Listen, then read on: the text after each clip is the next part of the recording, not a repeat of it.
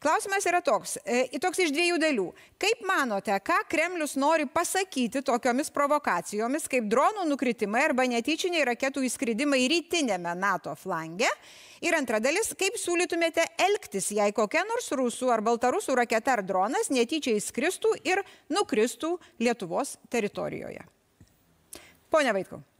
Tai gal aš pradėsiu nuo to, kad Ukrainos prezidentas Zelenskis labai aktyviai sakė, kad Rusijos lėktuvas paleido raketą, Rusija paleido raketą ir jinai nukrito ir užmušė žmogų Lenkijoje. Jis aktyviai apie tai aiškino.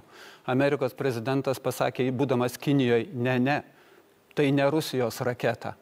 Prezidentas Zelenskis sakė, Rusijos, reikia imtis priemonių.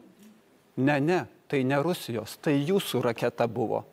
Tai aš dabar kalbu, jeigu mes norime pradėti trečią pasaulinį karą, tai mes jį galime pradėti. Mes einam link to, paruošdami Lietuvos žmonės, aiškindami, kad nebijokite karo. Karas netaip jau blogus, nes reikia pradėti kariauti, nes vis tiek mums reikės pradėti.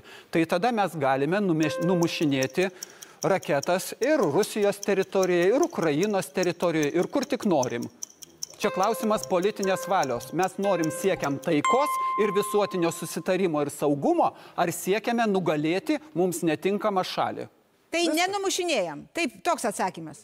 Jeigu norim pradėti karą, trečią pasaulinį, tai numušinėjam. Jeigu nenorim to karo, o norim taikos, tai tokiu atveju numušinėti negalima. Prisiminkite, kaip buvo sakoma, Supratom, kad iš ponia Vaitkau, Lenkijos lėktuvai kariniai kils. Dabar ponas Zuokas toliau.